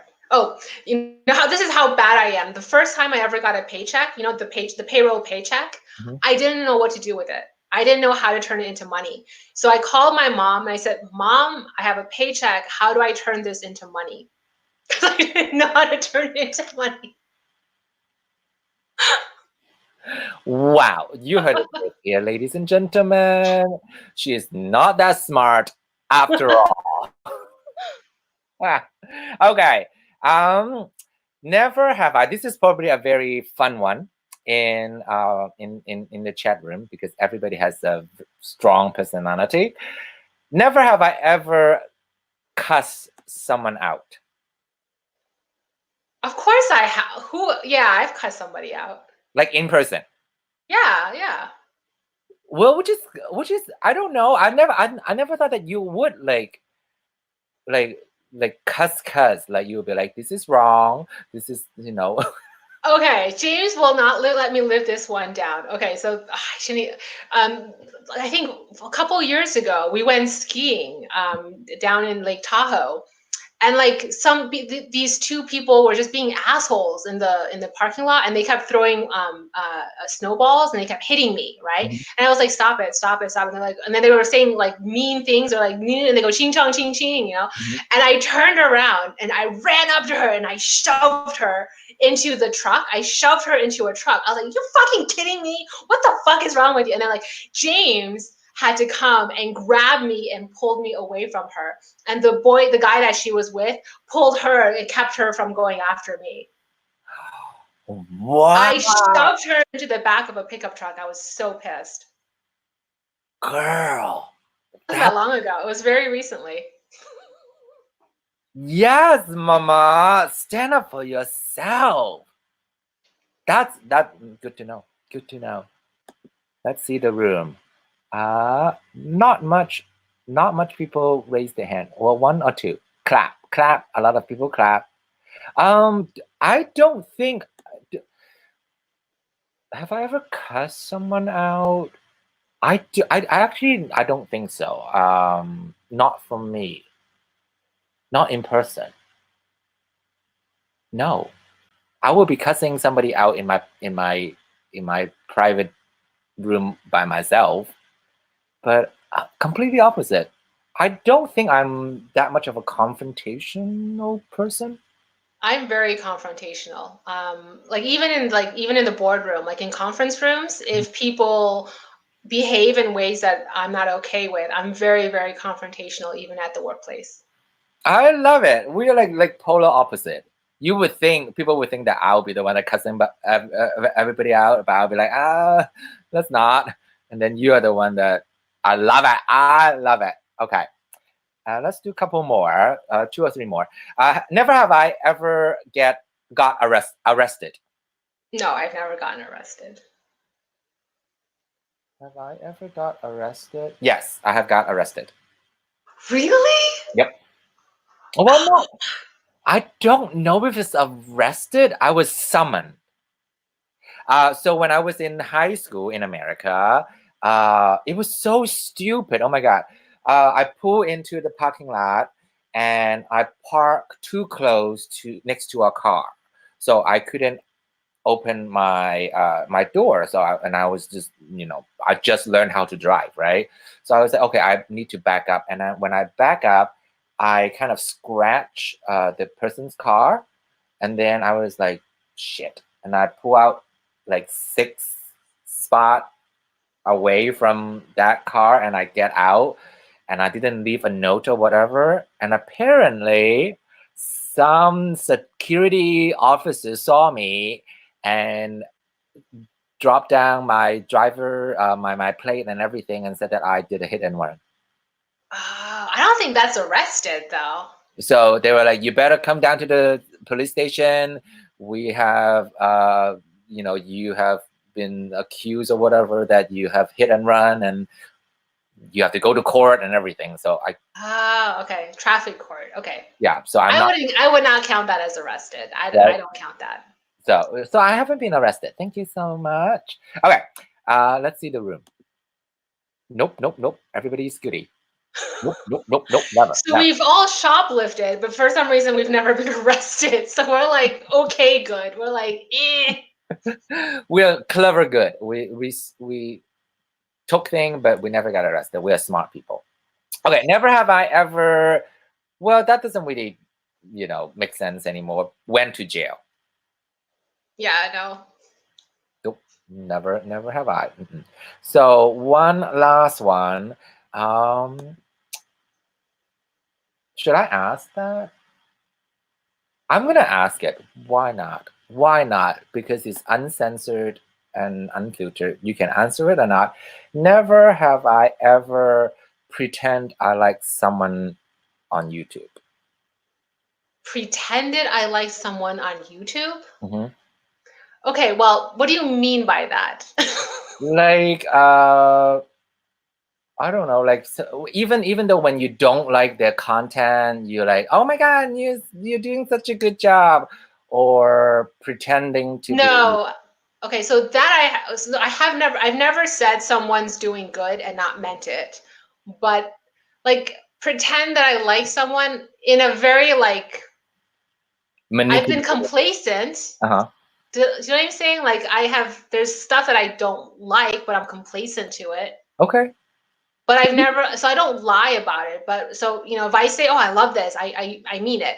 But I've been complacent where I don't know. I don't know how to answer that question because you know what I'm saying? Yes, same for you. Like if I don't like their content, I would just Just unsubscribe. quiet.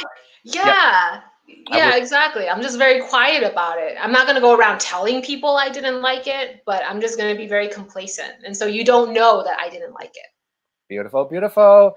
I think that's about it. I think that's all the questions that I have prepared.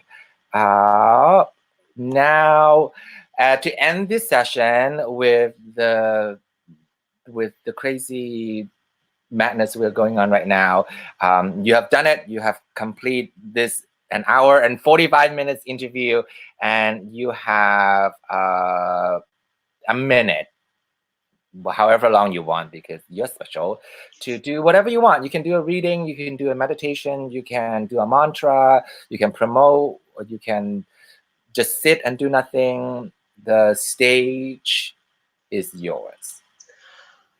Oh, you did not tell me to prepare for this, so I'm not prepared for this one. I guess the only thing I would say, just because it's relevant to what's going on right now, and it's something that's been on my mind, I see it a lot. In this pandemic, all of us are pretty much quarantined, and there's been a lot of memes going on saying you should be really, really structured and productive and do all of the things, right? So weirdly, I am usually extremely productive, and I don't think there's a single person who knows me or who doesn't know me who would say I'm not very disciplined and very determined, right? But I have been extremely unproductive during this quarantine period. I've allowed myself to be that way. I've allowed myself to eat a lot of potato chips, and to let everything slide. And I don't think that's a bad thing. I think, that's the one thing people would expect me to say: you should be as productive as possible. I think when the collective energy is move, move, move, go, go, go, you can tap into that and really be productive. But right now, it is more important to sit with the languishing energy that we are feeling all around us and be okay with that, and also not feel guilty. I think what's unproductive is if you do nothing and then you feel guilty about that, then you've actually wasted the time that you were unproductive. Does that make any sense? Yes, yes, So if you're absolutely. unproductive and then you feel bad about it, you've just wasted your whole day. So good on you, congratulations, you've wasted your day, you have actually succeeded at that. If you're unproductive and you're like, I really needed that, Mhm. then you have actually been productive and that was a day well spent. That's beautiful. That's beautiful. Because sometimes I do feel like, oh my God, you're not doing anything, but like, or you're not getting on YouTube, you're not doing your live, you're not putting content out there. But I just don't, not feeling it. How can I force myself, right? I'll be inauthentic. I'll be actually more fake than what I need to present, right? Okay, so actually, I just remember this question. He would kill me if I don't ask this question. Is because he's not here. I don't see him. It's from Tom Benjamin. Hi, Tom Benjamin. He said, "You're glorious. You're Oh. glorious," and ask her to talk about her ancestral past life presentation at Reader Studio 2 years ago because it made my brain glow. I Just I'm happy. I don't know where do I start. Okay, so first of all, it's a Tom, like what the hell? Like, okay, first of all, it was a 2-hour presentation with PowerPoint slides. He wants me to talk about it, and like what the fuck? Like, what am I supposed to say? Like, what? Um, like it was about ancestral connections and past lives. Like, what do you want me to say in 60 seconds? Um, I think what I would say is why he brought it up is because what I did was I what's it called? I did a bait and switch where I try to talk about the psychology and neuroscience and the research that we do have. And I walked you through something that felt very psychology based. And I didn't tell you to believe in past lives. I didn't tell you to believe in spirit energies. It was just about storytelling, using the cards to storytell personal mythology, personal legends, and then trying to discern what it is that you got out of the mythology, right? Because every single myth has a legend, has a life lesson or a real human-based reason for telling that story. So think about that. And then at the end, I kind of said, well, this is actually mediumship. So what we just did today was a form of mediumship, but I just took you to that doorway through a different path. Most people go through the path of, like just, connect, whatever, So instead of doing that, I was very analytical and I deconstructed mediumship into more tangible basics for people. And I do plan on creating an online course that will do is basically the same thing that I did at Reader Studio, replicating it, but it will be an online course. I just haven't had the time. I haven't gotten to it yet, but it's on my to-do list.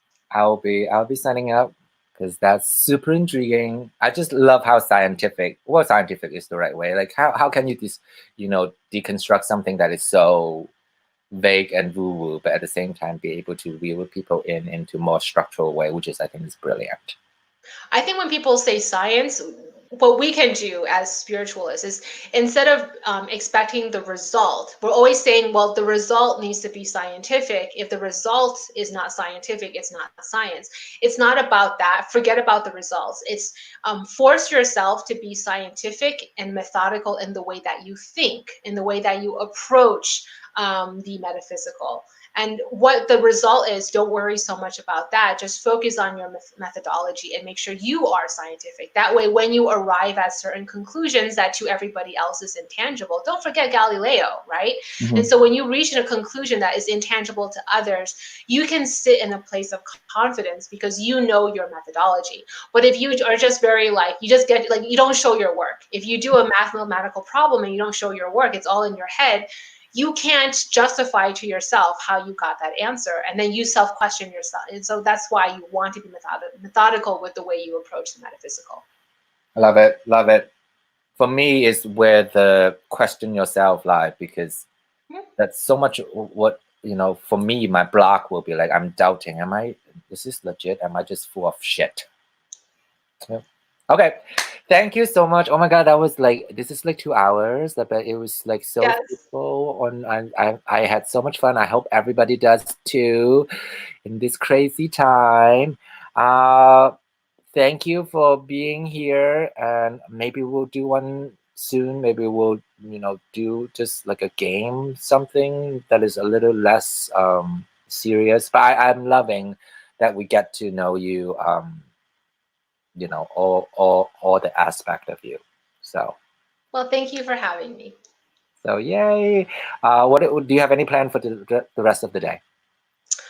Taking it easy, doing some editing, revising the work that I just finished writing, and cooking. I love to cook. Cooking is a form of meditation. That's about it. Beautiful. Okay, I'm gonna send you off. Everybody say goodbye and thank you. I so wish that my StreamYard will work so that I can show all the comment, but everybody is doing heart emoji and saying thank you, amazing interview, thank you, and we all love you. Thank you so much. Oh, thank you. And you have done enormous, glorious work for many of us. Oh. So I look up to you and I thank you, and I am looking forward to talk to you more. Thank you. Take care.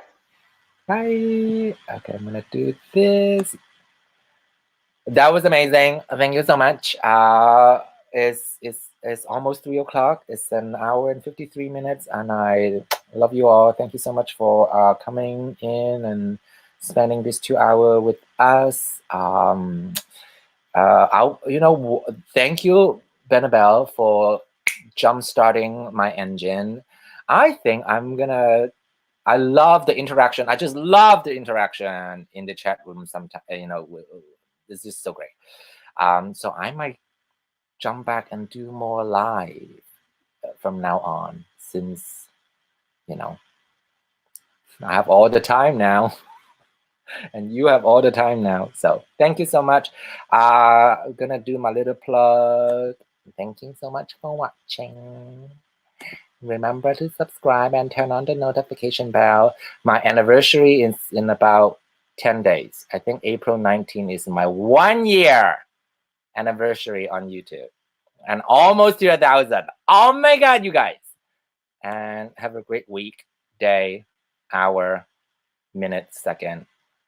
And boop. Bye. And